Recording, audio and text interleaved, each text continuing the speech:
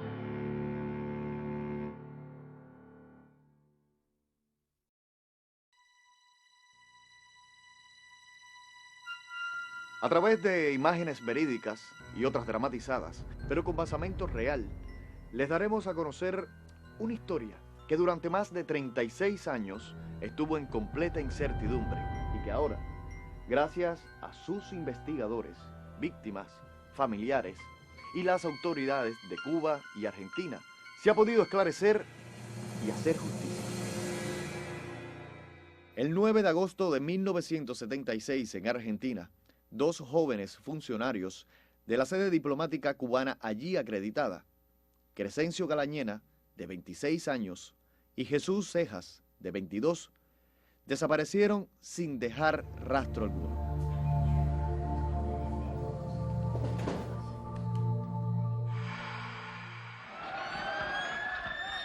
Eran momentos políticos y sociales muy difíciles en aquel país suramericano.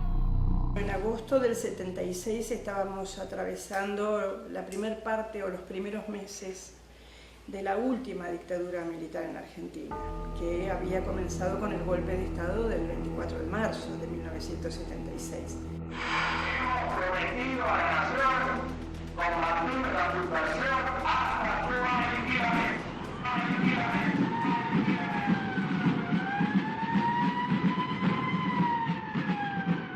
Ese agosto crecía ya la gran represión en Argentina, también en otros países, no olvidemos Chile en el año 73, Uruguay, Brasil, todos con golpes de Estado del mismo signo de derecha.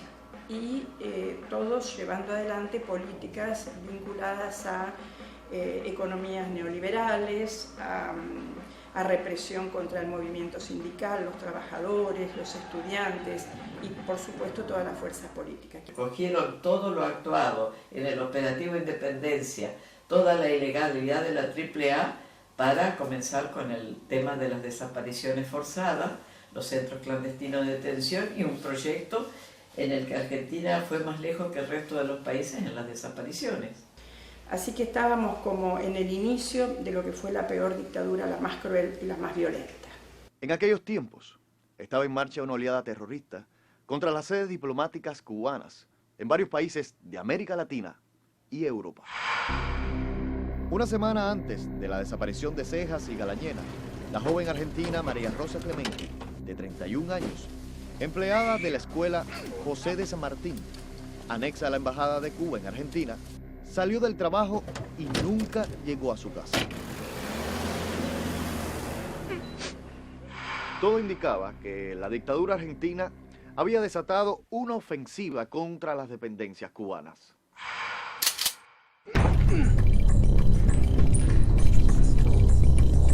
Alrededor de 7 horas después de la situación dada con los diplomáticos cubanos, un grupo de represores irrumpió en la vivienda de Hugo Unía, un argentino que trabajaba como chofer en la Embajada de Cuba.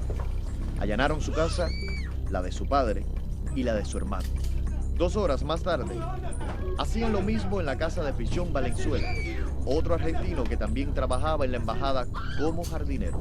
A ninguno de estos compañeros los pudieron secuestrar esa noche, pero días más tarde fueron desaparecidos y ni siquiera sus cuerpos se han encontrado aún.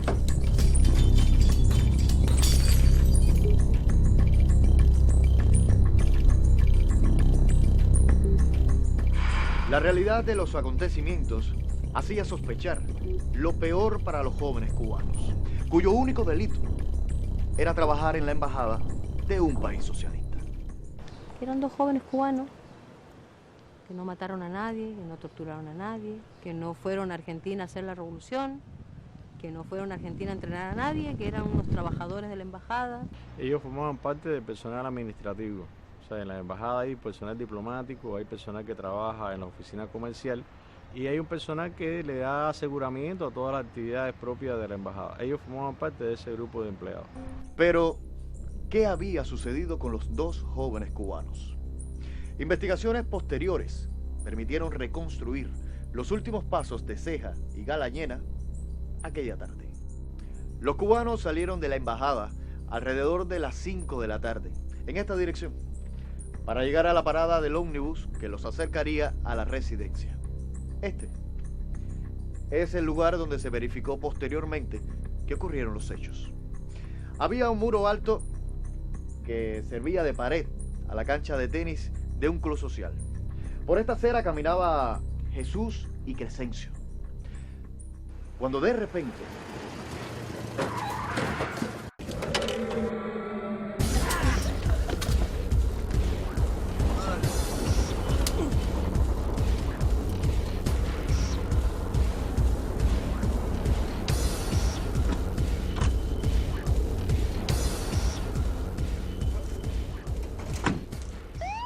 eran años de un terror intenso en Argentina, tiempos donde nadie veía ni escuchaba nada.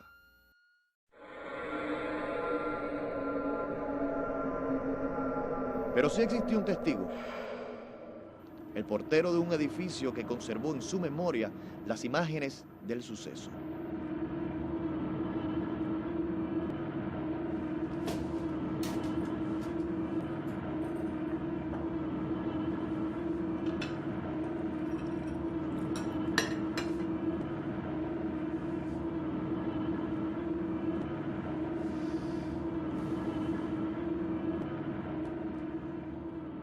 En el caso de ellos, bueno, todos recordamos también al embajador aragonés y la embajada de aquel momento, la solidaridad que tuvo o tenía en ese momento con los perseguidos argentinos. Tal vez por eso esta embajada, lo mismo que otras como la de México, otras también fueron castigadas por este motivo. Por eso decíamos que realmente la desaparición de nuestros muchachos no fue un elemento casual. En general se registran 17 secuestros de argentinos y sus familiares vinculados a lo que sería la misión cubana. Cuando te hablo de la misión cubana es la embajada, la oficina comercial y otras dependencias. Ceja y Galañena fueron los 2 únicos diplomáticos secuestrados durante los 8 años de la última dictadura militar en Argentina. Y esto conmocionó, consternó a todo el cuerpo diplomático. Hubo reacciones por parte de todas las embajadas radicadas en el país. Hubo reacciones en las capitales de los países que reclamaron la aparición con vida de estos compañeros, la reacción inmediata del embajador ante aquel momento, y él se entrevistó con Videla, con el almirante Gussetti, que estaba al frente de lo que era el Ministerio de Relaciones Exteriores, para reclamar una explicación. Ellos negaron conocimiento no tener referencia de dónde pudieran estar. Y así se mantuvo desde el momento del hecho hasta una semana después de que se dieron otras circunstancias que ya tendieron un manto de silencio sobre el caso. El 17 de agosto, la agencia estadounidense AP recibió en sus oficinas en Buenos Aires un sobre que contenía copia de las credenciales diplomáticas de Ceja y Galañena y una carta, supuestamente escrita por ellos, en la que referían el abandono de sus funciones para pasar al mundo occidental. Yo recuerdo que el embajador, eso sí me acuerdo, dijo que habían intentado dar una apariencia de que los cubanos habían traicionado y que habían pedido entonces asilo al gobierno de los Estados Unidos y que eso, bueno, se había tramitado y que habían preferido vivir en otro lugar con una identidad cambiada, ¿no? Yo, por esa parte, sí, nunca tuve que me pasara por la mente, tan siquiera el reflejo de la mente que habían desertado. Nunca me pasó por la mente. Nosotros nunca tuvimos metido en la cabeza de que ellos pudieran ser traidores. Nunca. ¿Qué va? No cabe duda de que no, en ningún momento. Eso fue un ardid del enemigo para desvirtuar el hecho en esas circunstancias que estaba atravesando la Argentina y estábamos atravesando nosotros, no restarle importancia al secuestro. Intentaron por todos los medios de convertir aquel secuestro en un acto de traición, en un acto de deserción por parte de los cubanos. Eso, por supuesto, crea un manto de silencio en el caso. Eso fue el 18 de agosto mismo del año 76, sin posibilidad de acceder a los medios, sin posibilidad de una negativa oficial.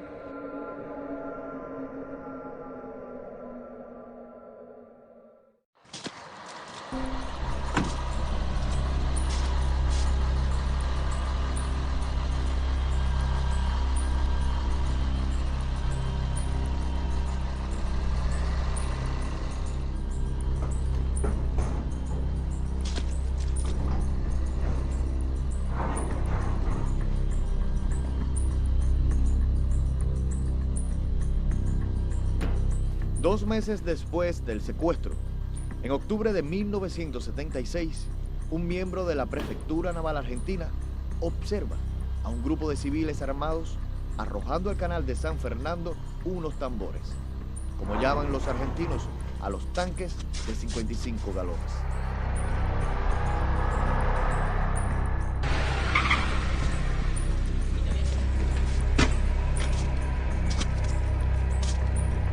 Cuando regresó con otros guardias, ya no había nadie en el lugar. Al día siguiente, se descubre algo escalofriante.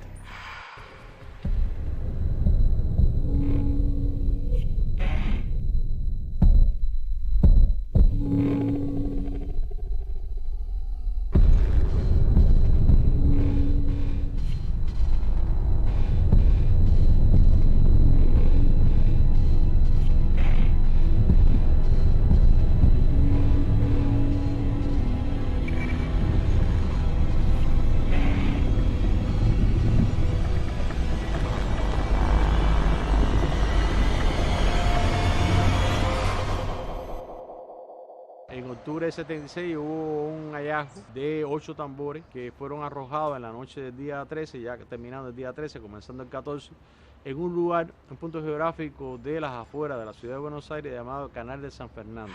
Los cadáveres hallados en estos 8 tanques fueron enterrados como no identificados en el área de indigentes del cementerio de San Fernando.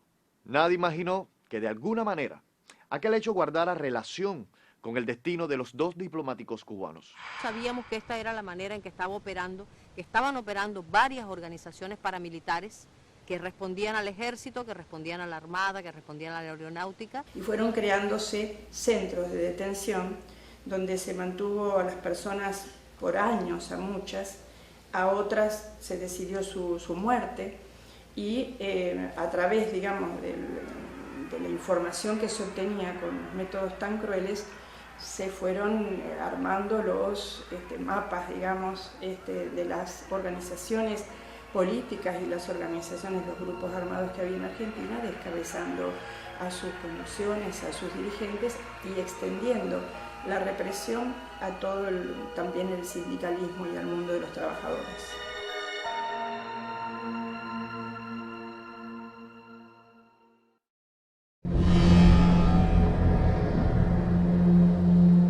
Yo iba por la garita y venía bajando, y ahí por la mitad de la calle, por ahí más o menos, me encuentro un casado con una sobrina mía, un señor, y me dice, oye, Mario, secuestraron a tu hermano.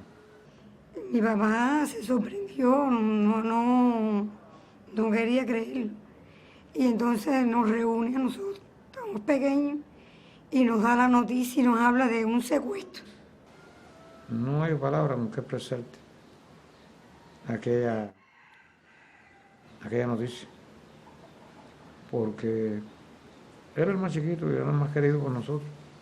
Imagínate, en aquel momento, en aquel tiempo, yo no sabía la palabra secuestro, lo que significaba. Y yo le pregunté a mi papá que qué cosa era eso. Y entonces, bueno, él nos explicó con sus palabras que lo habían cogido preso. Imagínense, desesperación y muy triste en la familia. Esa cosa del brillo de la madre perdido. Ahí empezamos a llorar, mi mamá dando gritos, aquellos los vecinos, aquello fue terrible. Eso fue sin saber qué había pasado, qué le habían hecho. Nosotros suponíamos que lo habían matado, pero bueno, eso era, había veces que por lo menos yo me levantaba a veces y me parecía que en cualquier momento le iba a entrar por la puerta. Ese dolor latente que estaba en mi familia fue como el sufrimiento eterno, porque mi abuelo siempre estaba esperando a mi tío, porque no sabíamos que había muerto, sabíamos que había desaparecido. Los familiares de los desaparecidos todavía hoy, cuando declaran, atraviesan momentos tremendos de congoja y de desconsuelo, aunque están de alguna manera sacándose un peso de encima o de alguna manera siendo reparados por la justicia que están alcanzando acerca de ese hecho ilegal, nunca o muchas veces no querían aceptar que esa persona no iba a volver más.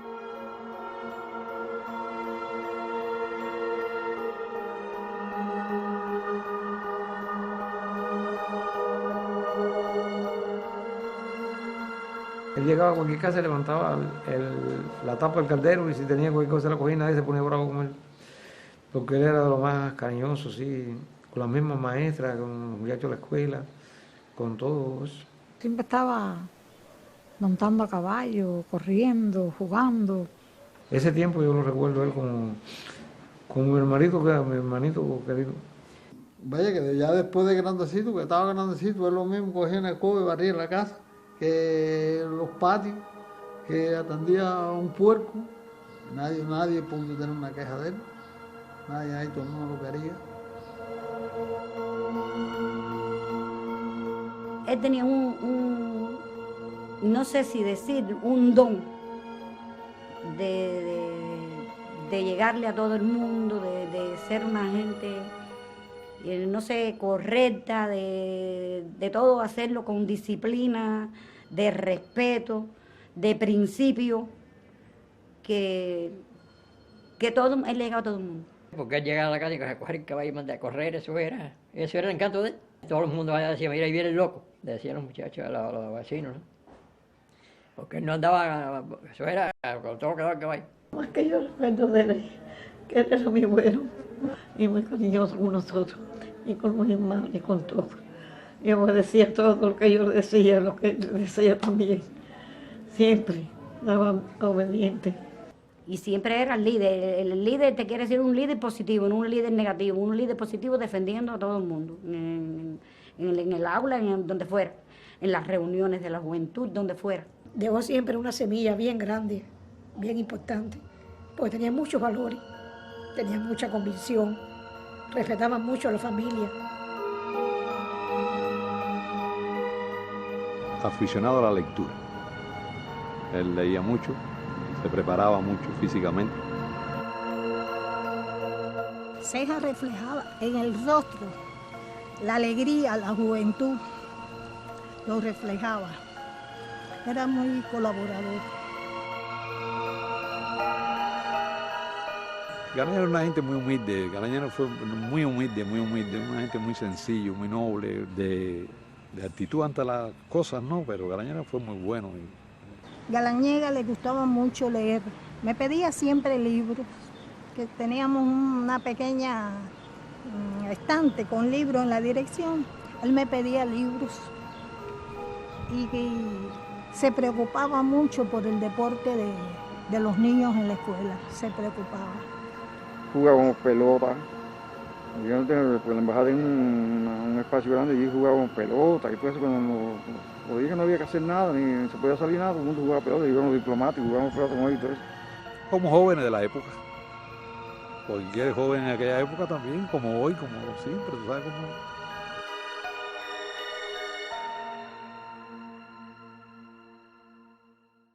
Nos dimos la tarea de hacer un diseño de investigación que nos llevara a través de distintas especialidades, la investigación histórica, la antropológica, la morfológica, a acorralar lo más posible aquellos que necesitábamos para llegar al lugar donde estaban los restos. En 1982 aparece en México la edición en español del libro Asesinato en Washington, escrito por los estadounidenses John Dinges y Saul Landau. En su página 207 se lee: a fines de octubre, los cuerpos hinchados de los dos cubanos, Jesús Cejas y Crescencio Galañena, con los pies cementados, aparecieron en los bancos arenosos del río Luján, cerca de Buenos Aires. Al momento de la publicación de este libro en su primera edición, realizada en 1979, ninguno de los 8 cadáveres que se encontraron en los tanques o tambores en octubre de 1976 en el canal de San Fernando habían sido identificados. Entonces, ¿hasta dónde sería cierto esto? ¿Y de dónde obtuvieron la información los autores? Cuando yo me entrevisto con ellos desconocían que los cubanos no habían aparecido. Ellos tratan de buscar la fuente, finalmente no la recordaban.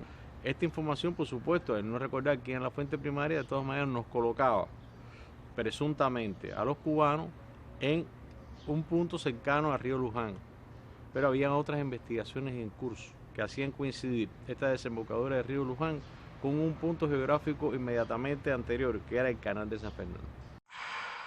Otra información interesante que aparece en este libro dice que al norteamericano Michael Townley, agente de la DINA chilena, el miércoles 11 de agosto de 1976, 2 días después del secuestro, le ordenaron viajar con urgencia a Buenos Aires, y que lo hizo con el connotado terrorista de origen cubano, Guillermo Novo Sampol. Unos años después, esta información reaparecería a través de varias fuentes. Según fuentes de inteligencia argentina, pasaporte un hombre desconocido viajó junto al cubano Guillermo Novo. Contactaron a extremistas de ese país, que dieron de baja a los cubanos que trabajaban en la embajada de Cuba en la Argentina. Permanecieron 2 días en Buenos Aires y regresaron a Chile. A continuación, Novo regresó a Estados Unidos. Y la CIA es la que mandó matar a los dos cubanos. Eso fue lo que declaró Juan Manuel Guillermo Contreras Sepúlveda, quien fuera el jefe de la DINA durante la dictadura de Augusto Pinochet en Chile, y uno de los mayores organizadores de la Operación Cóndor, que llenó de luto el cono sur americano.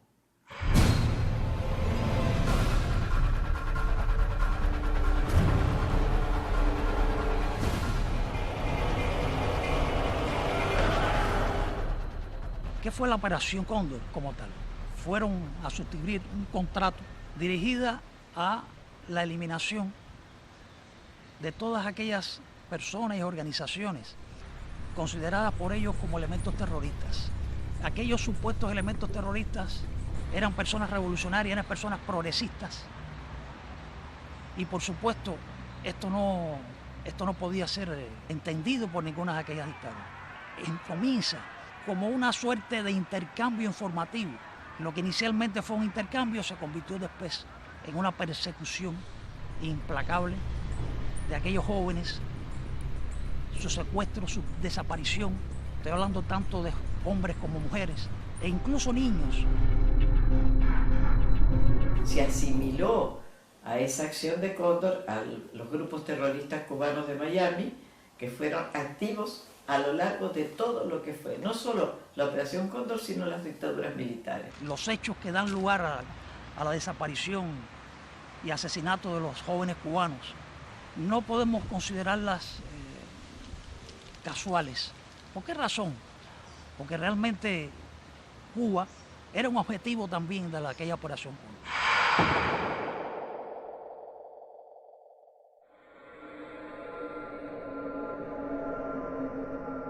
Todos los indicios estaban dispersos y todavía no se había podido encontrar la clave para interpretar adecuadamente los hechos. Pero muy pronto llegaría otra señal. Yo estuve secuestrado en Orleti desde el 23 de agosto del año 76 hasta el 7 de octubre del mismo año. Fui secuestrado en mi lugar de trabajo, que quedaba en el centro de la ciudad de Buenos Aires, por un grupo de 2 vehículos y más o menos de 6 a 8 personas que participaron de ese operativo. José Luis Bertazo es uno de los pocos sobrevivientes del centro clandestino de detención Orleti. Su primer testimonio lo envió de manera anónima en el año 1983 a la Coordinadora Nacional de Desaparición de Personas, conocida por sus siglas CONADEP. El primer compañero que vi fue un compañero al que recuerdo con especial cariño porque compartí todos los días que estuve encerrado acá. Se llamaba Patricio Viedma, era un muchacho extraordinario. Patricio es el que me dice que habían estado 2 diplomáticos cubanos, me dijo, y que él los escuchaba mientras eran torturados. La investigación, que ya contaba con algunas pistas, se puntualizaba con el testimonio esclarecedor de Bertazo. Pero aún, el camino sería largo y tortuoso para que la verdad sobre los hechos se abriera paso. La situación que teníamos en ese momento era, la dictadura había terminado, el año 83, diciembre del año 83 termina y comienza un proceso de Raúl Alfonsín, que fue presidente de la Unión Radical, que tomó el poder en Argentina, y de hecho la democracia, de tratar de recuperar la memoria histórica, que se pudieran encontrar los desaparecidos. Y entonces empiezan a obtenerse informaciones. En aquel momento los represores estuvieron amparados por una llamada ley de obediencia debida, punto final, que le decía que obediencia debida porque los militares habían cumplido las órdenes de su jefe y por lo tanto ellos no eran responsables de eso, ellos simplemente habían sido soldados cumpliendo órdenes. Y el punto final era hasta aquí. Ya vamos a darle vuelta a la hoja, lo que pasó, pasó, la concordia nacional, la amistad, la paz y la prosperidad. ¿Qué está pasando con la investigación nuestra? Se va recopilando toda aquella información que permita, cuando hayan condiciones favorables en Argentina, desarrollar una investigación en el terreno que permita contrastar todo lo recopilado con nuevos elementos que se pueden obtener en Argentina particularmente. Entre 1989 y 1991 son exhumados los restos de las personas encontradas en los 8 tanques en 1976 en el canal de San Fernando, y que habían sido enterradas como no identificadas. A tenor de una investigación iniciada por un familiar de una de las personas desaparecidas, el equipo argentino de antropología forense logra encontrar e identificar las osamentas de 2 mujeres y 4 hombres, quedando solo los restos de 2 hombres por identificar. Y se estableció como conclusión que ninguno de ellos correspondía a los cubanos. No obstante, un detalle seguía apuntando hacia el canal de San Fernando y el procedimiento de los tanques. Cada centro clandestino de detención tenía una forma de desaparecer. En el caso de Automotores Orleti, utilizaban los tanques llamados por nosotros de 55 galones, llamados en Argentina tambores de 200 litros. Eran colocados en su interior, al cual se le añadía cemento, cal, y estos eran cerrados, eran lanzados a determinados lugares. Esta era la forma que tenía para desaparecer. Años después de su desaparición, las pistas conducían a que efectivamente, como se suponía, Cejas y Galañena, después de secuestrados en la calle, fueron torturados y supuestamente asesinados en Orleti. Pero, ¿qué fue Orletti?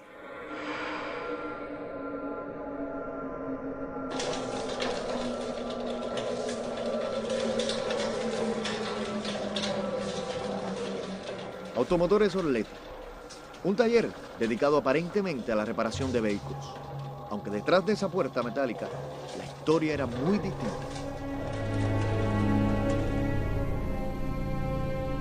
Fue uno de los más de 500 centros clandestinos de detención, tortura y exterminio que existieron en Argentina entre 1976 y 1983.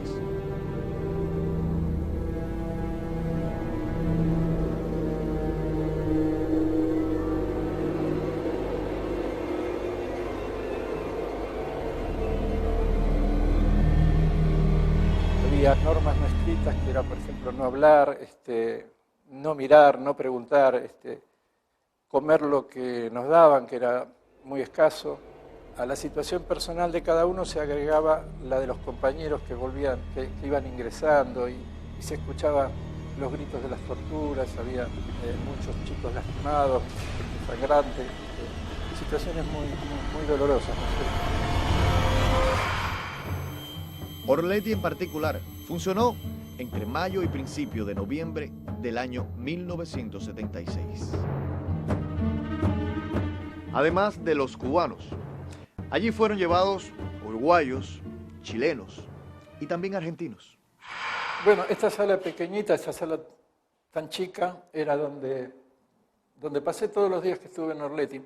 Llegamos a estar, yo calculo que en una época 20 compañeros en esta habitación y las veces que menos éramos 3, que fue el periodo final de mi detención. Durante el curso del día lo normal era que estuviéramos sentados y charlando en voz baja cuando podíamos y contándonos algunas cosas entre nosotros. Acá es donde estaba Patricio y acá es donde me contó esa anécdota de los compañeros cubanos. Como les digo, está a 10 metros de la sala de torturas, por eso desde esta habitación escuchábamos muchas veces los gritos de los compañeros que ingresaban al campo y eran torturados. Hasta el momento se estiman 67 los asesinados y solo se conocen 11 sobrevivientes.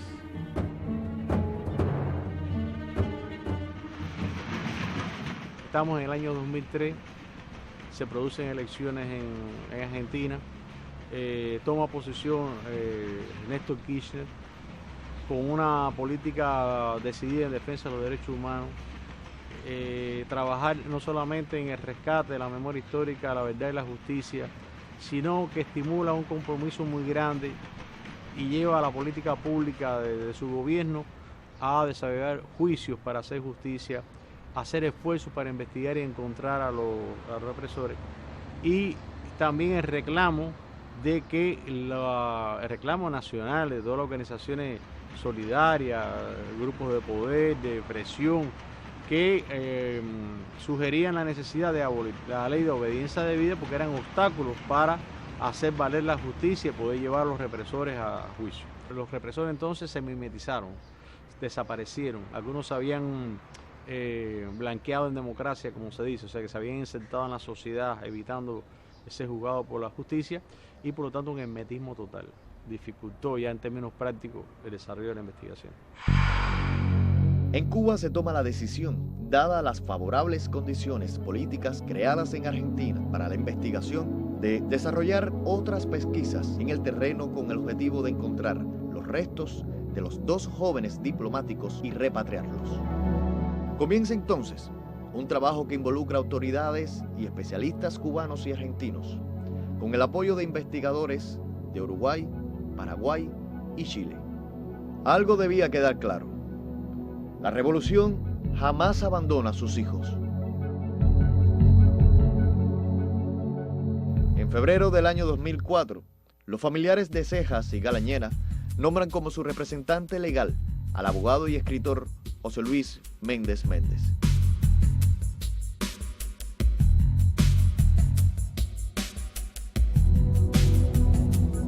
Con la misión de encontrarlos, partió el doctor Méndez para Buenos Aires en mayo del 2004.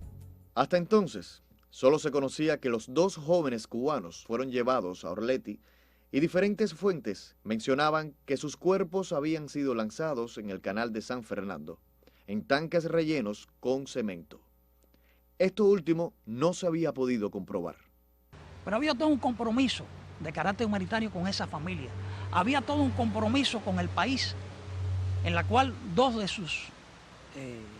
sus ciudadanos jóvenes habían sido considerados traidores. Había que rescatar la verdad de aquellos hechos.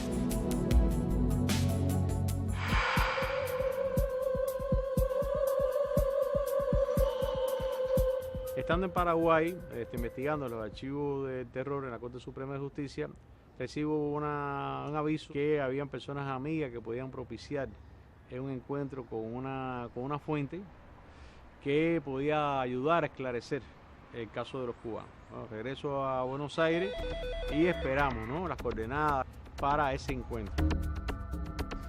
Presumíamos, podían haber sido más tambores, puede haber habido otros lanzamientos antes y después del canal de San Fernando, y estábamos centrados. O sea, no queríamos que nos hicieran la historia, lo que queríamos era que nos hablara si los cubanos habían formado parte de ese traslado.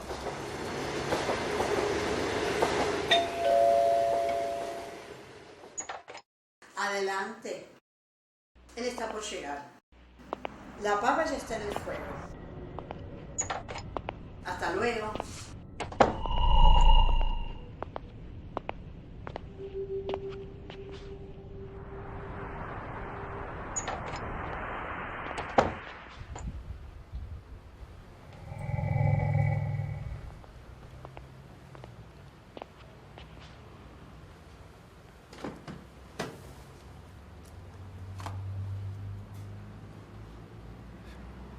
Yo tengo formación militar y me gusta ser concreto y directo. Ya estuve 8 años en prisión y a la cárcel no vuelvo. Por eso quiero cooperar, como lo he hecho con algunos casos de niños desaparecidos. Espero que estas acciones se tengan en cuenta. ¿Me explico? Al operativo de los cubanos se le dio importancia. El propio Jovato dirigió esa acción. Aníbal Gordo, alias Jovato, estaba al frente del centro clandestino de detención Automotores Orleti, al servicio de la dictadura militar. Como cabecilla de esta operación, tenía mucho interés, según alega Rufo, en la información que se le pudiera sacar a los cubanos secuestrados sobre el posible apoyo de Cuba a las organizaciones que se oponían a la dictadura argentina. La idea con los cubanos siempre fue capturarlos, sacarles información y dar un destino final. Un proceso rápido. Claro, también existía la posibilidad de la colaboración a cambio de la vida. Mire, si sus compatriotas tenían algún secreto, se los llevaron con ellos. Eran muy testarudos. Aguantaron hasta el final. No se quebraron, ¿sabe? El del bigotico fue el que más duró vivo. Los cubanos formaron parte de un traslado de un grupo de tambores que se arrojaron en el canal de San Fernando en octubre de 1976. Ante la afirmación de Méndez de que allí no estaban los cuerpos, este respondió: ¿Que no? ¿Estás seguro? Imposible. Antes de venir lo rectifiqué con un antiguo colega. Yo estoy seguro de lo que digo. Los cubanos formaron parte de ese traslado.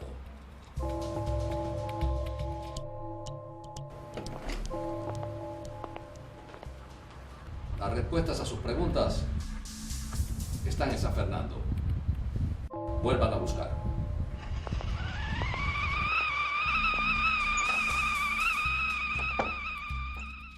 Supuestamente habíamos programado otros encuentros o un próximo encuentro y este no se pudo realizar por cuestiones históricas, y eso incidiría después en otros acontecimientos que vendrían posteriormente. En el año 2010, el primer juicio contra un grupo de represores argentinos por los crímenes cometidos en Automotores Orleti comenzó en el Tribunal Oral Federal número 1. Allí, se conocieron los testimonios de sobrevivientes de ese centro clandestino de detención, tortura y exterminio de la Operación Cóndor en Argentina. Pero nadie pudo decir dónde se encontraban los restos de los 2 jóvenes diplomáticos, y no faltaron los impostores que pretendían especular con el luto y el dolor. En esos días se conoce que hay un represor que está escondido en la ciudad de Encarnación, en Paraguay, que se llama Orestes Estanislao Baello, y que estaba en disposición, como había hecho hasta ese momento, de dar información. Tenía como una categoría de arrepentido, que es una categoría que se le da a aquel represor, muy poco, por cierto, que hecho una reflexión sobre su pasado, habían decidido cooperar. Escúcheme bien, lo que le voy a decir, que estoy hablando muy serio. Así como podemos hablar en este momento con usted, lo puedo matar también. Vamos al tema. Que en aquella época, sinónimo de cubano era zurdo. Lo de zurdo es matar. Nos equivocamos, mala suerte. Yo sé el lugar. Monterrado, cierto lugar en la cercanía de Buenos Aires. Muy cerca. Y a la persona que usted busca está en un campo de un alemán. Y le voy a dar el lugar más o menos, entre Florencio Varela y un lugar 20 kilómetros de ahí. Se cavaron 53 hoyos y no apareció nada, porque todo había sido invención del mitómano Orestes Estanislao Baello, alias Eduardo Ferreira, el supuesto teniente coronel del ejército argentino, que terminó siendo un cabo carpintero. La historia es que él, como estafador, había estado preso en una cárcel llamada la Unidad 16 de Casero. Ahí había coincidido con Aníbal Gordon, el director del Centro Clandestino de Detención Automotores Osletti, que estaba hospitalizado en el puesto médico, una especie de hospital que había en la cárcel. Él tenía una enfermedad terminal, que le duró hasta el año 87, y ahí Aníbal Gordon relató lo que había pasado en Osletti, o parte de lo que había ocurrido en Osletti. Y Orestes Estanislao Baello y un Fernando Valdés llamado Viri Viri se apropiaron de esa información. Ante las falsas declaraciones de Baello, se decide por el equipo de investigadores cubanos retomar y continuar las exploraciones en la zona del canal de San Fernando. Pasamos mucho trabajo, en ocasiones también, como todo investigador, llega el momento en que piensa que todo está perdido, que ya no se puede avanzar más, pero siempre hay una salida para seguir profundizando. Durante 3 meses, a partir de junio de 2009, se sondeó nuevamente el canal de San Fernando hasta su desembocadura en el río Luján. Dragamos el canal hasta la desembocadura, hasta el 4 de julio del año 2009, terminó y no se encontró un tambor que fue debidamente procesado desde el punto de vista forense, que era similar a los tambores, pero que era una data más reciente. Había sido una data muy posterior al 76 y antes del 2009. Eso hizo que se comprobara y se estableciera que en el canal no habían quedado tambores. Aproximadamente a 1 kilómetro del canal de San Fernando existe un enorme basurero. En el año 2012 comenzó a removerse la tierra y los desechos del lugar con el fin de iniciar una construcción. Primera información, se lo adelantábamos en uno de los títulos, hallazgo en San Fernando, 3 cuerpos concretamente en un descampado, y esta es la historia, estamos aquí. Cadáveres aparecieron dentro de tachos de 200 litros de aceite, no sé si te das cuenta. Los típicos de combustible. 3 tambores con restos humanos en su interior. Ocurrió en las últimas horas en la localidad bonaerense de San Fernando.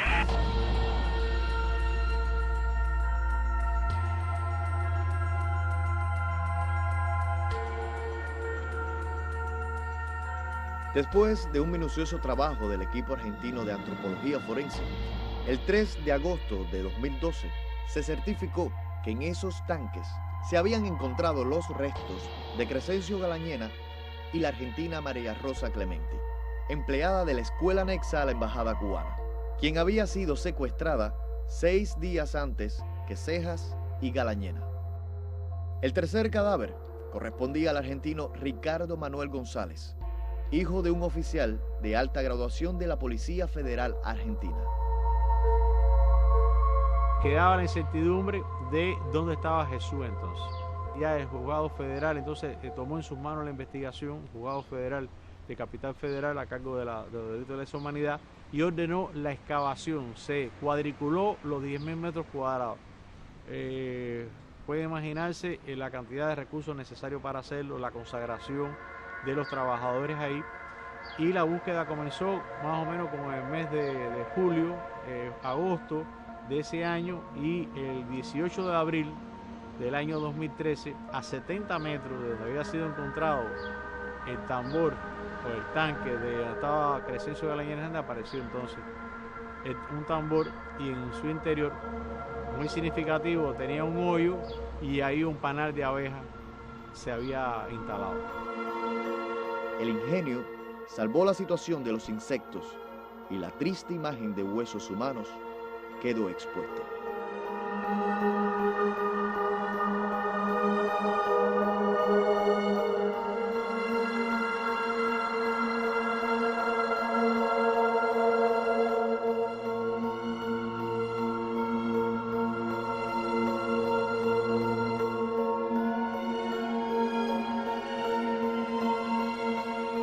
Se pudo establecer firmemente por método científico. Primero había estado el expediente médico de ellos, se había recopilado una serie de datos físicos premortem de ambos, estaba el dentigrama que nos ayudó mucho, y finalmente se utilizó la técnica de ADN, porque ya las muestras de sangre y de saliva ya estaban establecidas, ya habían sido identificados los ADN de los familiares, y se pudo establecer también sin lugar a dudas que Jesús Cejas Arias eran los restos que se habían encontrado. Eso hace que la investigación se cierre totalmente desde el punto de vista que era cierto, o sea, que era acertada la investigación que habíamos estado llevando por casi 9 años, que decía que los cubanos habían estado en Orleti y que los cubanos, como habíamos dicho a la fuente, habían pertenecido a ese traslado porque había sido encontrado. Como resultado de la investigación realizada, se llegó a la conclusión que se produjo solamente un lanzamiento. Este se inició en el Carril de San Fernando, fue interrumpido por la presencia de un miembro de la Prefectura Naval y terminó en un basurero donde fueron arrojados los 4 tambores que faltaban.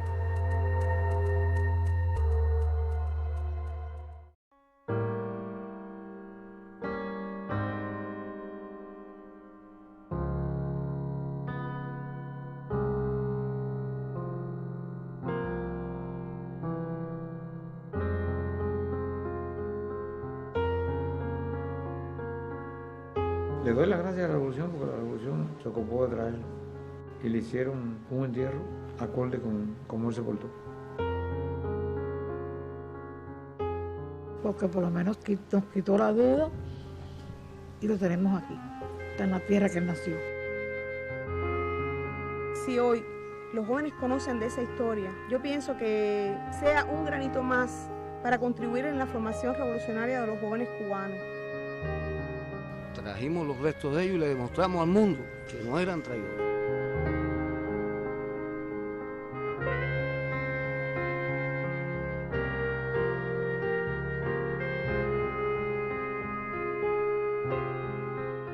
Dentro de aquella tristeza también sentíamos un poco de alegría porque ya teníamos, pues ya sabíamos por lo menos algo de que había aparecido. Son realmente héroes, son dignos de seguir su ejemplo. Fueron capaces realmente de no transigir, de no traicionar. Ese es el valor que no tiene un sentido material, pero sí ético, sí moral.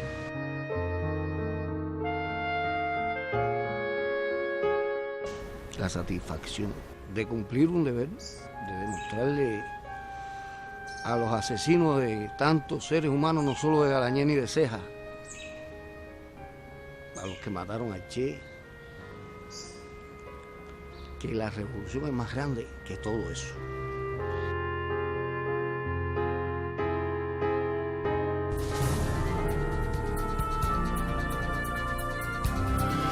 La incertidumbre marcó años de dolor, pero la constancia salvó el desaliento, y la premisa del gobierno cubano de jamás abandonar a los suyos permitió el regreso de los compatriotas.